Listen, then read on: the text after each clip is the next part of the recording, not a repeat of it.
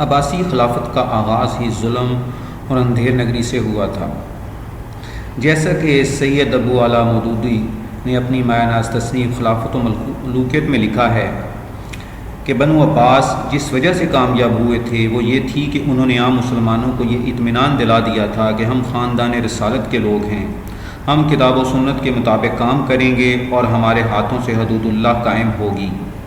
لیکن حکومت حاصل ہونے کے بعد کچھ زیادہ مدت نہ گزری تھی کہ انہوں نے اپنے عمل سے ثابت کر دیا کہ یہ سب کچھ فریب تھا۔ بنو امیہ کے دارالسلطنت دمشق کو فتح کر کے عباسی فوجوں نے وہاں قتل عام کیا، جس میں 50,000 آدمی یعنی کہ مسلمان مارے گئے۔ 70 دن تک جامع بنو امیہ گھوڑوں کا استبل بنی رہی۔ حضرت معاویہ رضی اللہ تعالیٰ عنہ سمیت تمام بنو امیہ کی قبریں کھود ڈالی گئیں۔ ہشام بن عبد المالک کی لاش قبر میں سے صحیح سلامت مل گئی تو اس کو کوڑوں سے پیٹا گیا۔ چند روز تک اسے منظر عام پر لٹکائے رکھا گیا، پھر جلا کر اس کی راکھ اڑا دی گئی۔ بنو امیہ کا بچہ بچہ قتل کیا گیا اور ان کی تڑپتی ہوئی لاشوں پر فرش بچھا کر کھانا کھایا گیا۔ بعد میں بنو امیہ کو قتل کر کے ان کی لاشیں ٹانگوں سے پکڑ کر گھسیٹی گئیں اور انہیں سڑکوں پر ڈال دیا گیا جہاں کتے انہیں جھنجھوڑتے رہے۔ یہی کچھ مکہ اور مدینہ میں ان کے ساتھ کیا گیا۔ صفا جو کہ بنو عباس کا پہلا خلیفہ تھا، جب اس کے خلاف موصل میں بغاوت ہوئی تو اس نے اپنے بھائی یحییٰ کو اس کی سرکوبی کے لیے بھیجا۔ یحییٰ نے اعلان کیا کہ جو شہر کی مسجد میں داخل ہو جائے گا اس کے لیے امان ہے۔ لوگ ہزاروں کی تعداد میں وہاں جمع ہو گئے، پھر مسجد کے دروازوں پر پہرا لگا کر ان امان یافتہ پناہ گزینوں کا قتل عام کیا گیا۔ اس طرح 3 دن موصل میں قتل و غارت گری کا بازار گرم رہا۔ یحییٰ کی فوج میں 4,000 زنگی تھے، وہ موصل کی عورتوں پر ٹوٹ پڑے اور جناب الجبر کا طوفان برپا کر دیا۔ ایک عورت نے یحییٰ کے گھوڑے کی لگام پکڑ کر اسے شرم دلائی کہ تم بنی ہاشم میں سے ہو اور رسول پاک صلی اللہ علیہ وسلم کے چچا کی اولاد، تمہیں شرم نہیں آتی کہ تمہارے زنگی سپاہی عرب مسلمان عورتوں کی آبرو ریزی کرتے پھر رہے ہیں۔ مشہور شیعہ مصنف و مورخ محمد علی ابن علی بنو عباس کی حمایت کرتے ہیں، لیکن ساتھ ہی اعتراف کرتے ہیں حکومت عباسیہ کفر و فریب اور بے وفائی کی حکومت تھی۔ اس میں جتنی قوت و طاقت تھی اس سے کہیں زیادہ اس میں ہیلہ گری اور دغا بازی تھی۔ خصوصاً آخری دور میں تو عباسی خلیفوں نے فریب اور دغا کو وتیرہ بنا لیا تھا۔ ایک شاعر عباسی خلافت کے جنگی و جہادی روح سے خالی متوسلین کی طرف اشارہ کرتے ہوئے کہتا ہے، یہ لوگ صبح و شام اپنی کمر میں تیز دھار شمشیر لٹکائے رکھتے ہیں جس میں کبھی کوئی رخنا نہیں پڑا، بالکل لکھنؤ کے دور زوال کے بانکوں کی طرح۔ مطلق العنان بادشاہ یا خلفاء عام طور پر حد سے گزرنے والے ہوتے ہیں۔ عباسی خلفاء میں سے بہت کم ایسے تھے جو اعلیٰ ذاتی اوصاف کے مالک کہے جا سکتے ہیں۔ سب سے پہلا عباسی خلیفہ صفا، جس نے بنو امیہ کی قبریں اکھڑوائی تھیں اور ہزاروں بے گناہوں کو بے وجہ قتل کیا۔ دوسرا خلیفہ منصور ویسے تو بڑا سادگی پسند اور موسیقی وغیرہ کا شوقین تھا، لیکن سخت حریص، کنجوس، کینہ پرور اور ظالم تھا۔ اسی خلیفہ منصور نے امام اعظم ابو حنیفہ کو درے لگوائے اور قید میں ڈال کر سخت اذیتیں دی تھیں، حتیٰ کہ ان کا انتقال ہو گیا۔ ایک روایت کے مطابق اس کے حکم پر امام صاحب کو زہر دے کر ہلاک کیا گیا تھا۔ علاوہ عظیم منصور نے بہت سے دوسرے اکابر علماء جیسے ابن عجلان، امام عبد الحمید بن جعفر کو بھی اذیتیں دی۔ اس کے شر سے اپنے وقت کے قطب حضرت سفیان ثوری اور عباد بن کثیر بھی محفوظ نہ رہے، انہیں بھی قید و بند میں مبتلا کیا گیا اور اذیتیں دی گئیں۔ بڑی بات یہ ہے کہ جس شخص نے بنی عباس کی حکومت کی بنیاد دے رکھی تھی، یعنی ابو مسلم خراسانی، اسے بھی غداری اور فریب سے منصور نے قتل کیا۔ جھوٹ بول کر امان دینا اور پھر قتل کر دینا منصور کی عادت تھی۔ ابو مسلم خراسانی کو معلوم ہو گیا تھا کہ خلیفہ اس کے درپے آزار ہے اور وہ خراساں چلا گیا جہاں اس کے حامی بکثرت تھے۔ خلیفہ نے قاصد بھیج کر اسے طلب کیا اور امان کا وعدہ کیا۔ آخر وہ خلیفہ پر اعتبار کر کے اس کے ہاں چلا آیا اور مدائن میں جا کر خلیفہ سے ملا۔ منصور کو اس کے آنے کی خبر ملی تو تمام لوگوں کو استقبال کا حکم دیا۔ جب ابو مسلم اندر گیا تو اس نے منصور کی دست بوزی کی۔ منصور نے بڑے احترام کے ساتھ اپنے پاس بٹھایا، پھر اس سے کہا کہ اپنے خیمے میں جا کر آرام کرے اور حمام سے فارغ ہو کر ملاقات کرے۔ ابو مسلم چلا گیا اور دوسری صبح منصور کا قاصد اسے بلانے آیا۔ منصور نے یہ انتظام کیا کہ چند افراد کو پردے کے پیچھے چھپا دیا اور ان سے کہہ دیا کہ جوں ہی میں اپنا ایک ہاتھ دوسرے ہاتھ پر ماروں تم فوراً باہر نکل آنا اور ابو مسلم کو قتل کر دینا۔ جب ابو مسلم منصور کے پاس آیا تو منصور نے اس سے پوچھا، عبداللہ بن علی کی چھاؤنی سے جو تلواریں تمہیں ملی تھی وہ کہاں ہیں؟ ابو مسلم نے ایک تلوار جو اس کے پاس تھی پیش کرتے ہوئے کہا، ایک تو یہ ہے۔ منصور نے وہ تلوار لے کر جان ماز کے نیچے رکھ لی اور اس کے بعد ابو مسلم کو ایک الزام دہرا کر ڈانٹنا شروع کیا۔ غیر مسلح اور تنہا ابو مسلم ہر الزام کے جواب میں معذرت پیش کرتا گیا۔ منصور نے اس کے بہت سے جرم گنوائے تو ابو مسلم نے کہا، امیر المومنین، میرے جیسے آدمی کو نہ ایسی باتیں سنانی چاہیے اور نہ اس کے سامنے بہت سے جرم دہرانے چاہیے۔ اس پر منصور لال پیلا ہو گیا اور کہا، او بدبودار عورت کے بچے، تو نے یہ سب جرم کیے ہیں، تجھے جو کچھ حاصل ہوا ہے وہ ہماری بدولت اور ہماری حکومت کے صدقے میں حاصل ہوا ہے۔ ابو مسلم نے کہا، امیر المومنین، ان باتوں کو جانے دیں، میں نے جو کچھ آپ کی حمایت کے لیے کیا تھا ٹھیک کیا تھا، محض اللہ سے ڈر کر کیا تھا۔ منصور نے اپنا ایک ہاتھ دوسرے ہاتھ پر مارا تو چھپے ہوئے آدمی باہر آ گئے اور ابو مسلم پر تلواروں سے حملہ کر دیا۔ ابو مسلم چلایا، امیر المومنین، مجھے اپنے دشمنوں کے لیے زندہ رکھیں۔ منصور بولا، تجھ سے زیادہ بڑا دشمن میرا اور کون ہے؟ منصور نے اشارہ کیا اور ابو مسلم کی مردہ لاش ایک دری میں لپیٹ کر رکھ دی گئی۔ ابو مسلم کو امان اور پناہ دینے کے باوجود قتل کر دیا گیا۔ یہ وہ شخص تھا جس کے بارے میں مورخین نے لکھا کہ اس نے بنو عباس کی خاطر، انہیں اقتدار دلانے کی خاطر، یمن، عرب، عراق اور ایران میں 1,60,000 افراد کا خون بہا دیا تھا۔ اس کی تلوار سے نہ غیر مسلم محفوظ رہے اور نہ ہی مسلم۔ ہزاروں مسلمان علماء، صوفیاء، عابدوں اور زاہدوں کو بھی موت کے گھاٹ اتارا گیا۔ اس طرح اس کا خاتمہ ہوا کہ ایک شخص بھی مدد کرنے کے لیے موجود نہ تھا۔ کہتے ہیں ابو مسلم کے باورچیوں کی تعداد 1,000 تھی۔ روزانہ 3,000 من روٹیاں اس کے ہاں پکتیں، 130 بکرے ذبح ہوتے، 1200 جانور صرف اس کے باورچی خانے کا سامان اٹھانے کے لیے تھے۔ عباس کی ایک بری خصلت یہ تھی کہ پرلے درجے کے عیاش تھے۔ ان کے ہاں عمر بن عبدالعزیز جیسا ایک بھی حکمران نہ تھا۔ ان کے علاوہ وافر جھوٹ اور دغا سے کام لیتے تھے۔ فریب سے قتل کرنا ان کے لیے کوئی غلط حرکت نہ تھی۔ مکافات عمل تھا کہ خلیفہ مستعصم اور پورے خاندان بنو عباس کو اسی طرح دھوکے سے قتل کیا گیا۔ روایت ہے ایک بار خلیفہ منصور کو مکھیوں نے بہت پریشان کیا۔ منصور نے اپنے پاس موجود مقاتل بن سلیمان سے پوچھا، آخر ان مکھیوں کو کیوں پیدا کیا گیا ہے؟ ان کا کیا فائدہ ہے؟ مقاتل نے جرأت سے کام لیتے ہوئے کہا، اللہ نے انہیں ظالموں کو ذلیل کرنے کے لیے پیدا کیا ہے۔ خلیفہ المہدی ابن منصور کے بارے میں عام طور پر یہ لکھا جاتا ہے کہ وہ بہت ہی صحیح العقیدہ اور اچھا مسلمان تھا، لیکن انصاف کا یہ عالم تھا کہ ایک دفعہ ایک بوڑھے شخص کو زندیق ہونے کے الزام میں اس کے سامنے لایا گیا۔ خلیفہ نے اس کے قتل کا ارادہ کیا، لیکن بوڑھے شخص نے کہا، میں اللہ سے اس گناہ کی توبہ کرتا ہوں، اور معافی کی درخواست کی۔ خلیفہ نے معاف کر دیا، لیکن جب وہ جانے لگا تو خلیفہ نے اپنا ارادہ تبدیل کر لیا اور اسے قتل کرا دیا۔ اپنے بوڑھے وزیر ابو عبید اللہ سے ایک دن کہا، میں تمہارے فرزند کے دین اسلام سے واقفیت کا امتحان لینا چاہتا ہوں۔ چنانچہ اس کے بیٹے کو طلب کیا گیا۔ قرآن کے بارے میں کچھ سوالات کیے گئے جن کے وہ معقول جواب نہ دے سکا۔ خلیفہ مہدی نے ابو عبید اللہ سے کہا، اچھا اٹھو، اپنے فرزند کو قتل کرو۔ خلیفہ کا حکم تھا۔ ابو عبید اللہ اٹھا مگر گر پڑا اور کانپنے لگا۔ مہدی نے ایک اور شخص کو جو وہاں موجود تھا قتل کا حکم دیا اور ابو عبید اللہ کے روبرو اس کے جوان سال بیٹے کو بے گناہ قتل کرا دیا۔ مہدی کے بعد خلیفہ ہادی بھی شراب و شباب کا رسیہ تھا، بلکہ کچھ زیادہ ہی اس طرف راغب تھا۔ عام طور پر نشے کی حالت میں رہتا۔ روایت ہے کہ اسے اس کی ماں خزرہ نے قتل کروا دیا تھا۔ وہ بخار کی حالت میں منہ لپیٹ کر لیٹا ہوا تھا کہ کچھ لوگوں نے اس کی ماں کے اشارے پر گلا گھونٹ کر مار ڈالا۔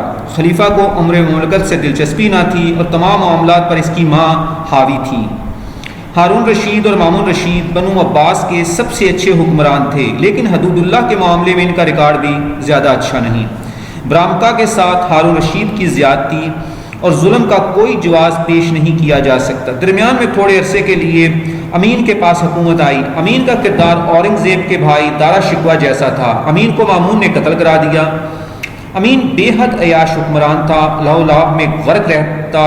حد یہ ہے کہ جب اس کی بدقسمتی کا آغاز ہوا اور مامون کے خوف سے بغداد چھوڑ کر مارا مارا پھرتا تھا، تب بھی اپنی بری عادتوں سے توبہ نہ کی۔ خلیفہ مامون کے بارے میں کہا جاتا ہے کہ وہ بڑا ہی حلیم، متحمل مزاج اور بردبار تھا، لیکن اس کے دعوے کو غلط ثابت کرنے کے لیے کافی ہے کہ اس نے خلق قرآن کے مسئلے پر اس وقت کے جید علماء پر بہت تشدد کیا۔ امام احمد بن حنبل نے خلیفہ کے موقف کو تسلیم کرنے سے انکار کیا تو انہیں اذیتیں دیں۔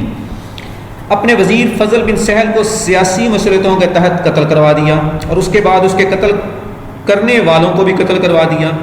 جب ان لوگوں کو مامون کے حکم پر قتل کیا جانے لگا تو انہوں نے کہا آپ ہی نے تو ہمیں فضل بن سہل کے قتل کا کہا تھا اور اب ہم کو قتل کراتے ہیں۔ مامون نے کہا میں تمہیں اس لیے قتل کرا رہا ہوں کہ تمہیں اس کا قتل کا اعتراف ہے۔ خلیفہ معتصم باللہ مکمل ان پڑھ ہونے کے باوجود خلق قرآن کے پیچیدہ فکری مسئلے پر وقت کے علماء سے الجھتا رہا۔ ذہنیت قاتلانہ تھی، معمولی بات پر لوگوں کو قتل کر دیتا تھا۔ علماء کی بڑی تعداد کو صرف اس لیے اذیتیں دے کر موت کے گھاٹ اتارا کہ وہ خلق قرآن کے مسئلے پر سرکاری موقف سے متفق نہ تھے۔ خوبصورت غلاموں کو خریدنے کا شوقین تھا۔ وسطی ایشیا سے اتنے غلام خریدے کہ بغداد کے شہری ان کے ہاتھوں عاجز آ گئے۔ ان غلاموں کو خوب سجا کر شہر میں گھومنے کے لیے چھوڑا جاتا تھا اور وہ لوگوں کو ستاتے تھے، لوگوں کے گھروں میں گھس جاتے، یہاں تک کہ لوگوں نے خلیفہ کے لیے سرعام بد دعائیں دینا شروع کر دیں۔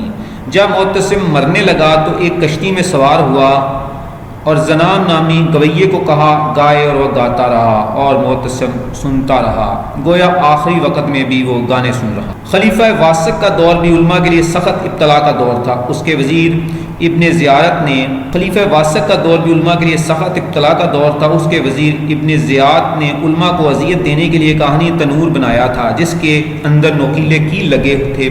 جب وہ خود زیر عتاب آیا تو اپنے بنائے ہوئے تنور میں ڈالا گیا۔ خلیفہ بنو عباس کے دور میں ایسے ایسے دینی اور فکری فتنے سر اٹھاتے رہے کہ اس سے پہلے کوئی مثال دیکھنے میں نہیں ملی۔ مرد کے دور میں کرامتا کا ظہور ہوا۔ یہ لوگ غسل جنابت کو غیر ضروری سمجھتے تھے، شراب کو جائز قرار دیتے تھے، اذان کے الفاظ میں تبدیلی کی، بیت اللہ کی جگہ بیت المقدس کو حرم سمجھتے تھے اور اس کی طرف رک کر کے نماز پڑھتے۔ ان کے نزدیک رمضان کے روزوں کی جگہ صرف 2 دن کے روزے تھے۔ انہوں نے دنیائے اسلام کے طول و عرض میں ہزاروں مسلمانوں کے عقائد خراب کیے اور لوگوں کو انتہائی اذیتیں دیں۔ بدقسمتی سے خلفائے بنو عباس نے ان کا زور توڑنے کے لیے کوئی کارروائی نہ کی، حتیٰ کہ یہ لوگ خلیفہ مقتدر باللہ کے زمانے میں حجر اسود کعبے سے اکھاڑ کر لے گئے اور 20 سال تک اپنے قبضے میں رکھا۔ اسی زمانے میں منصور حلاج نے عجیب و غریب عقائد اور خیالات عوام کے سامنے پیش کیے۔ کبھی وہ اپنے اندر کسی پیغمبر کی روح کا دعویٰ کرتا اور کبھی خدا کا۔ لوگ اسے صوفی اور مجذوب سمجھ کر اس کے پیچھے ہو لیے، یہاں تک کہ اس کے پیشاب کو مرض دور کرنے کے لیے استعمال کرنے لگے۔ بالآخر علماء کے فتوے پر اسے قتل کر دیا گیا۔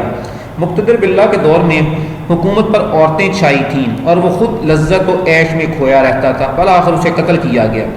خلیفہ مقتدر باللہ قتل و خون ریزی کا دلدادہ تھا، مجرموں کو زندہ زمین میں گاڑ دیتا تھا۔ اس کے دور میں عبداللہ نامی ایک شخص نے امام مہدی ہونے کا دعویٰ کیا اور حکومت کے لیے چیلنج بنا رہا۔ اسی زمانے میں عراق میں عجیب و غریب آندھی آئی جو پہلے زرد رنگ کی تھی، پھر سبز رنگ کی ہوئی، اس کے بعد سیاہ پڑ گئی۔ اس کے بعد آسمان سے ایک چادر گری جو بہت بھاری بھرکم تھی، پھر پتھر برسے۔ خلیفہ القاہر باللہ نہایت اذیت پسند اور شفاق انسان تھا اور ساتھ ہی شرابی بھی تھا۔ جب کبھی وہ نیزہ ہاتھ میں لے لیتا تو جب تک کسی انسان کو قتل نہ کر دیتا نیزہ ہاتھ سے نہ رکھتا۔ وہ ایک جنونی قاتل تھا۔ خلیفہ متی اللہ کے دور میں اس کا وزیر معزد دولہ اس پر چھایا رہا۔ یہ شخص غلط عقائد رکھتا۔ پہلی دفعہ اس خلیفہ کے دور میں 352 ہجری میں یوم عاشوراء کے موقع پر تعزیہ نکالا گیا اور عورتیں بال کھولے ہوئے ماتم کرتی ہوئی بغداد کے بازاروں میں اور گلی کوچوں میں نکلیں۔ اس کے بعد خلیفہ مستعصم تک بنو عباس کے کئی خلیفہ آئے اور رخصت ہوئے۔ آنے والے دور میں خلفۂ بغداد کا اقتدار کمزور تر ہوتا چلا گیا۔ جب سلجوق و مملوک وغیرہ نئے حکمران دنیا اسلام کے مختلف علاقوں پر چھا گئے، پھر بھی سکہ خلافت عباسیہ کا چلتا رہا۔ اس دور میں باطنی تحریک نے اسلام کو ناقابل تلافی نقصان پہنچایا۔ ایران میں خلاف اسلام ملحدانہ تحریکیں چلیں، لیکن خلفۂ عباسیہ انہیں کچلنے میں ناکام رہے اور اپنی عیش و عشرت میں پڑے رہے۔ آخری خلیفہ مستعصم باللہ جس کے زمانے میں بغداد ہلاکوں کے ہاتھوں تباہ ہوا، تفریح اور تماشے کا رسیہ تھا۔ تمام مورخین متفق ہیں کہ اس کا سارا وقت گانے بجانے، ہنسی مذاق اور تفریح مشاغل میں بسر ہوتا تھا۔ خلفۂ بغداد کی طویل فہرست میں بہت کم نام ایسے دکھائی دیتے ہیں جنہیں حرام و حلال اور حدود اللہ کے معاملے میں محتاط اور پرہیزگار کہا جا سکتا ہے، جیسے کہ قرآن مجید میں ہے کہ ایک انسان کا قتل پوری انسانیت کا قتل ہے، جبکہ خلفۂ بنو عباس بے گناہ انسانوں کے قتل میں ہچکچاتے نہیں تھے۔ حلال اور حرام کے درمیان تمیز انسان کو حیوان سے ممتاز کرتی ہے۔ ایک بلند درجہ انسان یعنی کہ بادشاہ اور خلیفہ سے زیادہ توقع کی جاتی ہے کہ اس فرق کو ملحوظ رکھے۔ پھر اسلام کی تو بنیاد ہی حدود کے قیام پر ہے۔ بدقسمتی سے خلفۂ بنو عباس کا ریکارڈ اس سلسلے میں بہت ہی خراب ہے۔ شراب، بے گناہ قتل، فریب، دغا، بے وفائی، حرص مال، بد عقیدہ لوگوں کے ساتھ رہنا، علماء کے خلاف تشدد، عیش و نشاط اور لذت پرستی وغیرہ ان کے نزدیک قابل اعتراض باتیں تھیں ہی نہیں۔ خلیفہ مستسم اس وقت بھی خوش آویز گویوں کا گانا سننے، حسین و جمیل کنیزوں کی محبت اور بے ریش لڑکوں کے ساتھ نشاط میں مشہور رہا جب ہلاکو کی فوج بغداد کے دروازوں پر آ چکی تھی اور اس کا وزیر ابن الکمی خلافت کی بربادی کے لیے تاتاریوں کے ساتھ نامہ و پیام میں مصروف تھا۔ ایک خلیفہ ناصر الدین نے 2 بڑے بڑے حوض تیار کرائے تھے جنہیں اس نے خالص سونے اور اشرفیوں سے بھرا ہوا تھا۔ کہتے ہیں خلیفہ ناصر مر گیا تو اس کا پوتا مستنصر باللہ ایک روز اپنے محرمزاد خادم کے ساتھ ان 2 حوضوں کے پاس گیا اور کہا میں اتنی مہلت چاہتا ہوں کہ اس تمام دولت کو خرچ کر سکوں۔ خادم ہنس پڑا۔ مستنصر نے اس بے ادبی پر ناراضگی کا اظہار کیا اور پوچھا ہنسی کا کیا سبب ہے؟ اس نے جواب دیا ایک روز میں آپ کے دادا یعنی ناصر کے ساتھ بالکل اسی طرح یہاں آیا تو 2 حوضوں میں سے ایک ابھی تک نہیں بھرا تھا، تو انہوں نے کہا تھا میں اس قدر زندگی خدا سے چاہتا ہوں کہ اس حوض کو مال و زر سے بھر دوں۔ ان دونوں خواہشوں کے درمیان دلچسپ فرق نے مجھے حیرت میں ڈال دیا۔ مستنصر نے تو واقعی وہ دولت بہت اچھے کاموں پر خرچ کی، مدرسہ مستنصریہ قائم کیا، لیکن مستسم جب حکمران ہوا تو اس نے دوبارہ دونوں حوضوں کو سونے سے بھر دیا۔ اس کی حوث زہر اور بخل انتہا کو پہنچا ہوا تھا۔ خاص شاہی محل سے جو مال تاتاریوں کو ملا تھا اسے وہ 4000 اونٹوں پر لاد کر اپنے خیموں تک لے گئے تھے۔ قیمتی اور منقش لباسوں سے بھی کئی گودام بھرے ہوئے تھے جنہیں تاتاریوں نے لوٹ لیا۔ اگر خلفۂ عباس عیش و فراغت میں نہ پڑتے اور اپنی دولت کو سلطنت کے استحکام اور مسلمانوں کی بھلائی کے لیے استعمال کرتے تو شاید المیہ سے دوچار نہ ہوتے۔ ایک بار پھر اس حقیقت کا اعادہ مناسب معلوم ہوتا ہے کہ حکمرانوں کی عیش کوشی کے علاوہ جس بات نے عالم اسلام کو اتنے بڑے سانے سے دوچار کیا وہ ملت کے اندر پایا جانے والا افتراق تھا۔ خصوصاً شیعہ سنی تنازع نے بہت تکلیف دہ صورتحال پیدا کر دی تھی۔ حالت یہ ہو گئی تھی کہ ایک فرقہ پسند کرتا کہ بے شک کوئی غیر مسلم فاتح بن جائے لیکن مخالف فرقے کو ذکر پہنچنی چاہیے۔ ابن الکمی کے طرز عمل کے پس پردہ یہی سوچ کار فرما تھی۔ چنگیز خان کے لشکر شہر پہ شہر پتہ کرتے ہوئے جب ایران کے شہر قم پہنچے تو وہاں 2 گروہ مسلمانوں کے موجود تھے یعنی شیعہ اور سنی۔ روایت ہے کہ شیعہ گروہ نے تاتاری لشکر سے کہا کہ اگر وہ لوگ قم میں سنیوں کو ختم کر دیں تو یہ شہر ان کے حوالے کر دیں گے۔ تاتاریوں نے شرط قبول کر لی، لیکن جب وہ فاتحانہ انداز میں شہر میں داخل ہوئے تو انہوں نے بلا تفریق سنی اور شیعہ سب کو قتل کیا۔ ظلم کی چکی میں دونوں فرقوں کے مسلمانوں کو پیس ڈالا۔ اسی سے ملتی جلتی روایت اس دور کی عالی شان شہر رے کے متعلق ہے۔